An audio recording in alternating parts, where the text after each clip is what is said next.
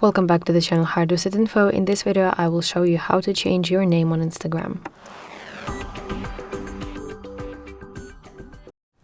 Let's get started. Open Instagram. Now let's go to your profile at the bottom side of the screen and now press the button Edit Profile right below your bio information right here.